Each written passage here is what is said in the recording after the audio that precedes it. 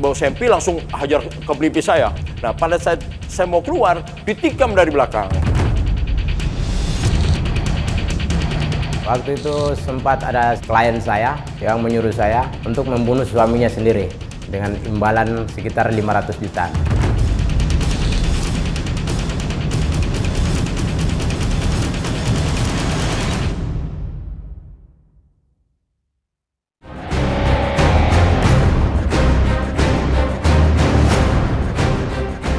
Sejumlah kasus pembunuhan yang melibatkan jasa pembunuh bayaran kerap terjadi. Motifnya pun beragam, mulai dari sakit hati, persaingan bisnis, hingga ingin menguasai harta dari para korbannya.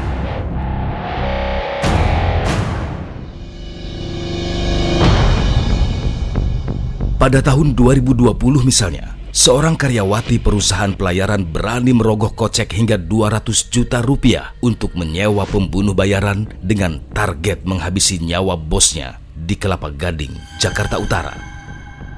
Korbannya bernama Sugianto yang merupakan bos pelayaran. Ia ditembak di depan sebuah ruko saat sedang berjalan.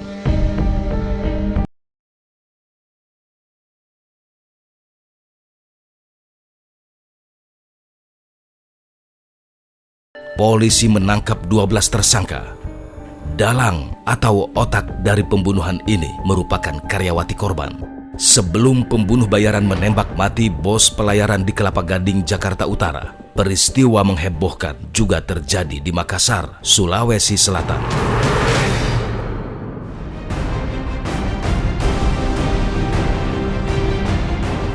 Pegawai Dishub Kota Makassar, Najamuddin Sewang, ditembak dari jarak 3 meter oleh pembunuh bayaran yang disewa Kepala Satpol PP Kota Makassar, Muhammad Iqbal Isnan. 2 oknum polisi yang menjadi eksekutor dijanjikan imbalan sebesar 200 juta rupiah untuk menghabisi nyawa Najamuddin Sewang. Kasus pembunuhan ini berlatar belakang cinta segitiga. Pembunuh bayaran bukanlah profesi, namun pekerjaan ini sangat menjanjikan pundi-pundi uang. Bayangkan saja, dalam tempo singkat bisa mendapatkan uang hingga ratusan juta rupiah.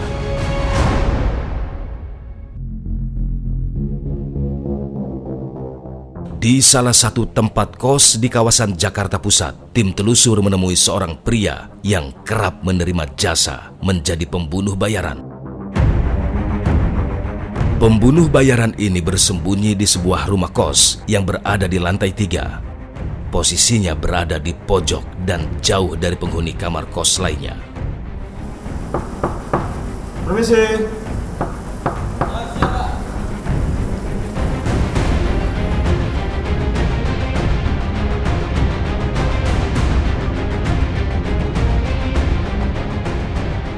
Pria yang kami temui ini sebut saja David. Ia sudah lama bergelut di dunia kejahatan Jakarta. Dalam wawancara eksklusifnya kepada tim telusur, David sedikit membongkar sepak terjangnya menjadi pembunuh bayaran.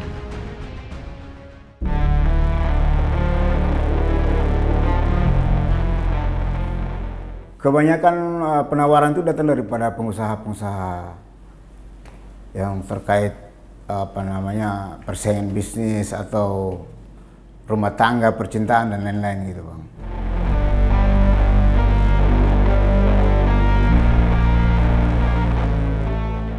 Kalau menerima order itu biasa kami daripada teman-teman yang lain yang mungkin mengenal si A untuk yang membutuhkan gitu, mereka mencari kami gitu. Tergantung sih, tapi kebanyakan rata-rata itu 500 sampai 1 M.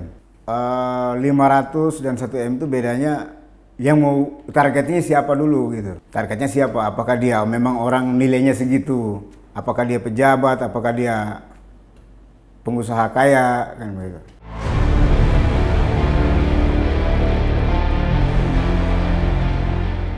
Sebelum kita mengerjakan eksekusi itu kan kami tim, ada tim. Ya. Jadi sebelum mengeksekusi itu kami akan rapat dulu lah untuk mempersiapkan segala sesuatu.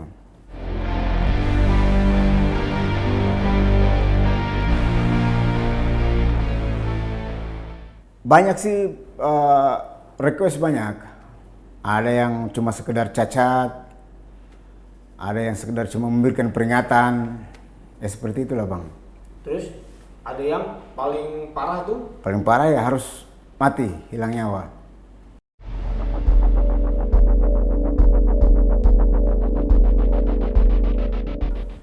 Ya kami akan duduk dan membagikan tugas ini, si A pegang pistol, si B pegang sangkur umpamanya.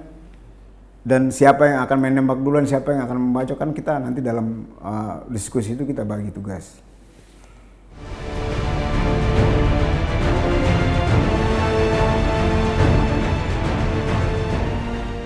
Saya pernah menolak satu tawaran. Saya menolak karena memang bukan saya tidak menolak, tapi mereka tidak menyanggupi permintaan saya bahwa saya minta DP 250 juta di muka. Namun di situ saudara D dia keberatan menurut saudara L karena tidak ada uang segitu. Dan pekerjaan ini akan dikerjakan bareng-bareng dengan dipandu oleh saudara L untuk membunuh target saudara G. Yang belakangan saya tahu bahwa itu pasangan suami istri.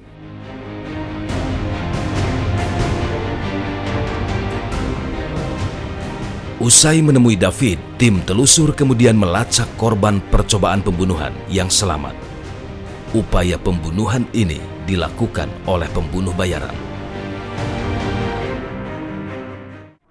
Di sini mobilnya ditempel dipalangin gini. Lalu ditorongin pistol di sini saya, terus di sini saya keluar dari mobil dibacok sama sangkur.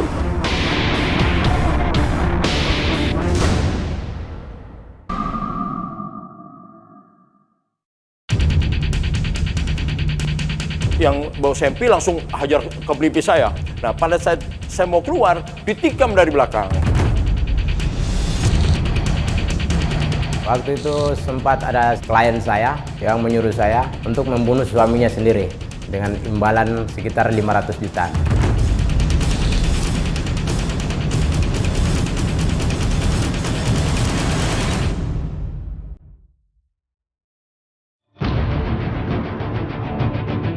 Baru-baru ini beredar berita di media online, Polsek Metro Penjaringan Jakarta Utara menangkap Luciana, buronan yang kabur selama 7 tahun atas kasus dugaan percobaan pembunuhan berencana terhadap suaminya, Gary Tanuwijaya.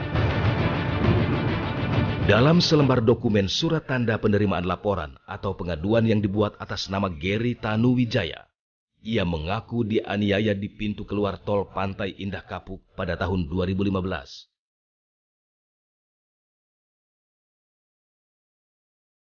Luciana bersama selingkuhannya menyewa pembunuh bayaran dengan imbalan 500 juta rupiah demi menghilangkan nyawa Gary.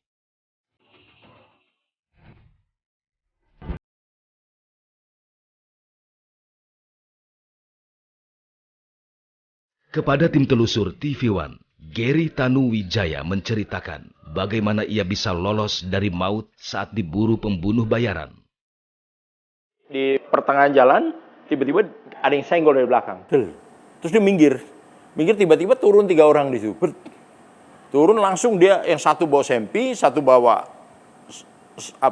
sangkur, yang satu lagi bawa kayak samurai gitu besar. Terus yang bawa sempi langsung mengarah ke pintu saya. Baru saya buka, dia langsung hajar ke pelipis saya. Saya merasa kena ini sakit, berdarah kencang, saya tendang pintunya gini kan, kencang, jadi dia jatuh ke depan. Jatuh, dar, bunyilah meledak tembakan itu. Saya nggak meleset bukan ngenai saya. Mungkin kalau dia gini jeder ke saya, mungkin langsung kena. Mungkin dia pada saat nembak, dia takut kena tembak istri saya karena dia nyetir. Mungkin ya. Jadi saya tendang begitu, dia jatuh. Nah, pada saat saya mau keluar, ditikam dari belakang. Pakai sangkur.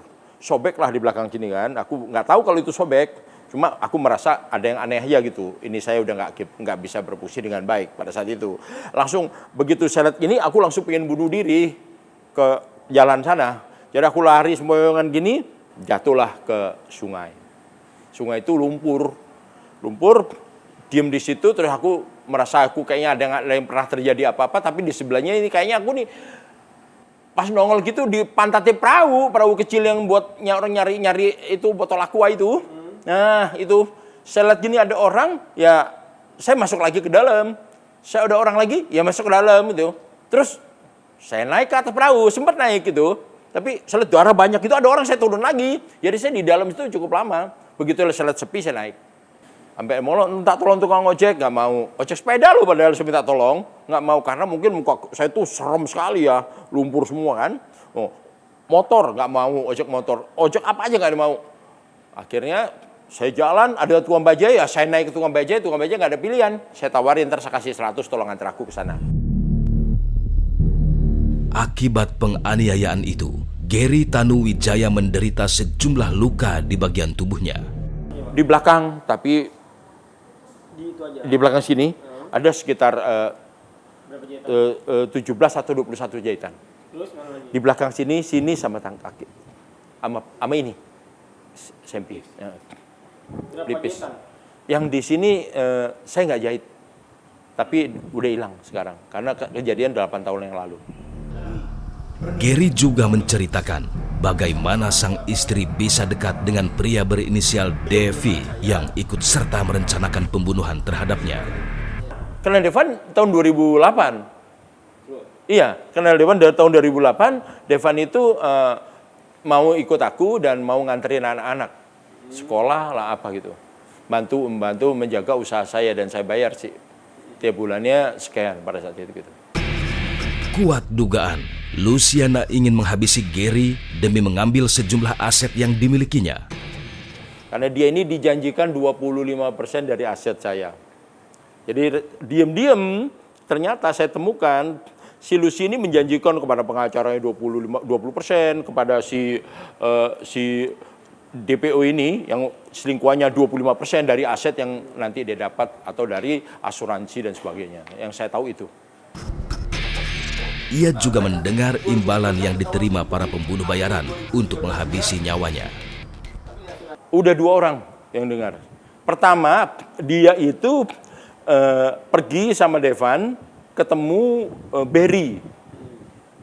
Namanya Barry, Stephen Barry salah namanya ya, kalau salah ingat. Nah, atau si Barry itu. Kemudian sewa dia, janji sama dia, ketemu di Sunter atau di mana yang saya dengar ya.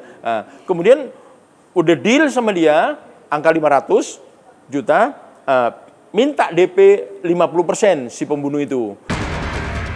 Luciana ditangkap di Bali oleh unit reskrim Polsek Penjaringan Jakarta Utara. Saat kabur, ia kerap berpindah tempat untuk menghindari kejaran polisi.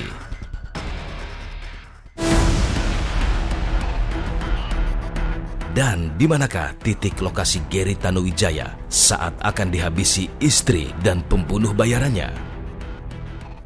Nah, pas di sini. Oh. Di sini. Nah, ini tiang. Nah, ini di sini nah di sini. Di tiang inilah ya ini udah Oke, Bapak ditabrak. Di sini saya ditabrak. Kemudian bentuknya di sana, di sebelah sana. Sayanya di ini. Sopirnya di sebelah sana, tembok sana. Di sini mobilnya ditempel di palangin gini. Lalu ditorongin pistol di sini saya. Terus di sini saya keluar dari mobil dibacok sama sangkur. Disangkur terus baru saya mau dibacok saya loncat ke sini. Oke, loncat kemana, Pak? Ke kali sini, ke bawah. Di sini abang nggak ada airnya, semuanya lumpur. Malam itu lumpur, saya nancep di dalam. Di bawah itu ada perahu. Di bawah sini ada perahu. Ada perahu buat cari botol-botol aqua. Saya enaknya dari sana. Dari situ nggak bisa, ternyata itu ada tembok semua tuh.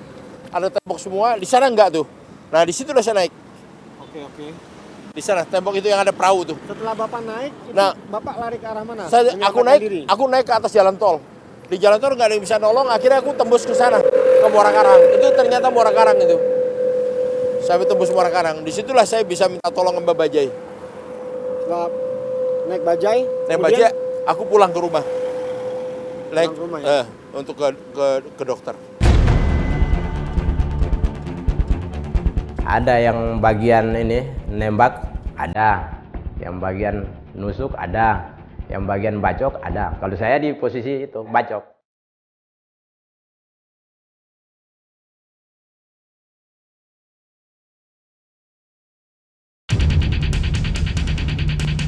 Yang bawa sempi langsung hajar ke pelipis saya. Nah, pada saat saya mau keluar, ditikam dari belakang. Waktu itu sempat ada klien saya yang menyuruh saya untuk membunuh suaminya sendiri dengan imbalan sekitar 500 juta.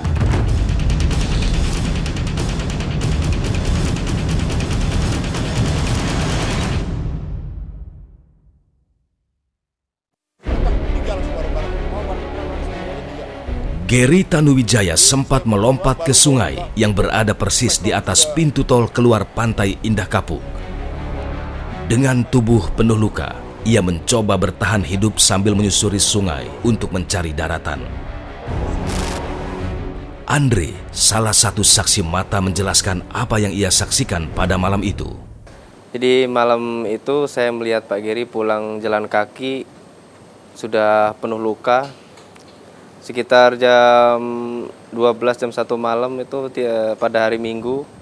Dan saya langsung minta pertolongan pertama sama teman-teman juga, saya beri minuman juga. Terus habis itu mau diajak ke rumah sakit, beliau nggak mau. Beliau bilang beliau sedang dibunuh, pembunuhan gitu. Sedang dikejar-kejar orang karena mau dibunuh. Pria ini bernama samaran Yones, dan pria ini berperan besar dalam percobaan pembunuhan berencana terhadap Gary Tanuwijaya. Pada malam eksekusi itu, ia bertugas memegang senjata tajam untuk dihujamkan ke tubuh Gary. Di tempat yang dirahasiakan, kepada tim telusur Yones belak-belakan.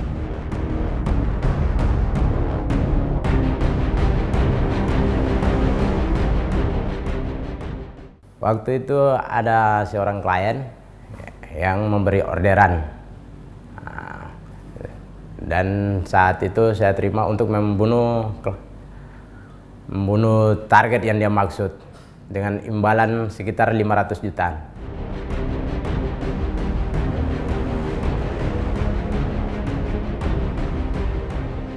Waktu itu sempat ada seorang klien saya yang menyuruh saya untuk membunuh suaminya sendiri. Yang intinya saya dikasih orderan untuk melakukan. Tapi kemungkinan besar yang saya tahu seolah-olah mau merampas warisan harta. Dan inilah jawaban Yones yang membuat polisi semakin yakin jika istri Gary saat itu, Luciana, menjadi dalang perencanaan pembunuhan ini.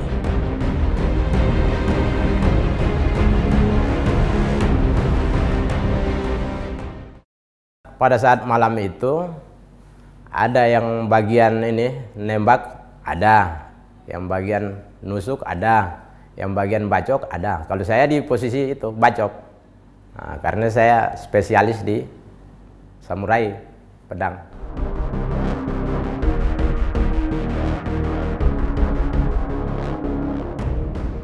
Itu dari klien, jadi kita kalau kerja seperti itu ada operasionalnya. Dana operasional itu bisa buat rental mobil, sewa mobil, tapi plat nomornya kami ganti. Kami ganti. Jadi kalau yang seperti itu dari operasional ada dana operasionalnya untuk belanja ini, belanja itu.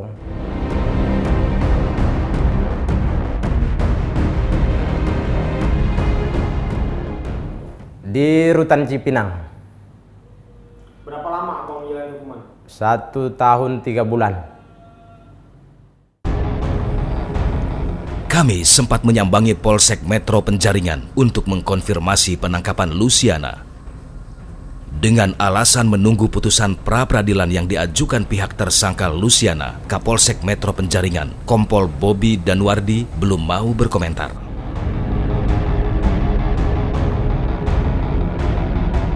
Terkait dengan pra-peradilan yang disampaikan oleh tersangka Luciana, normal kalau dalam konsepsi hukum pidana itu silakan, tidak ada masalah. Itu menjadi hak tersangka untuk melakukan permohonan pra-peradilan, baik itu terhadap status sebagai tersangka, baik karena penahanannya, baik karena proses-proses di tingkat penyidikan itu menjadi normal dan itu biasa di dalam proses pidana. Menurut Benny Daga, pihaknya yakin jika Luciana merupakan dalang perencanaan pembunuhan terhadap Gary Tanuwijaya. Saya yakin bahwa dugaan, karena kita menganut asas presumption of innocence, bahwa otak atau dalang terjadi peristiwa pembunuhan ini ya tentu Lucy. Kenapa saya bilang itu? Kita bicara berdasarkan dengan pasal yang dikenakan oleh penyidik terhadap Lucy. Kita jangan lupa terhadap Luciana itu juga, terhadap tersangka ini dikenakan pasal intelektual dader, pelaku intelektual itu pasal 55 ayat 1 ke 1 KUHP. Itu menegaskan bahwa Luciana diduga kuat sebagai aktor intelektual atau intelektual dader seperti yang diamanatkan dalam pasal 55 ayat 1 ke 1. Saya minta terhadap dia harus dikenakan minimal pasal 170 ayat 2, kedua dan ketiga KUHP. Kemudian dijuntukkan dengan 340 KUHP. Ancaman hukuman daripada pasal 170 ayat 2, kedua dan ketiga itu ancamannya itu karena mengakibatkan luka berat, itu ancamannya 9 tahun. Lalu terhadap pasal 170 ayat 2 ketiga itu ancamannya itu 12 tahun. Tentu ancaman paling maksimal di pasal 170 itu yang ada di situ. 170 ayat 1, 170 ayat 2 ke 3 yang ancaman 12 tahun karena penganiayaan itu. Dan itu fakta. Ya, semoga cepat Pak Polisi ini bergerak dengan cepat dan menangkap DPO ini. Karena ini saya masih terancam juga dengan dia gitu loh. Pekerjaan menjadi pembunuh bayaran bukanlah hanya cerita. Mereka ada dan benar-benar nyata. Berani menghilangkan nyawa manusia hanya karena tergiur tumpukan rupiah semata.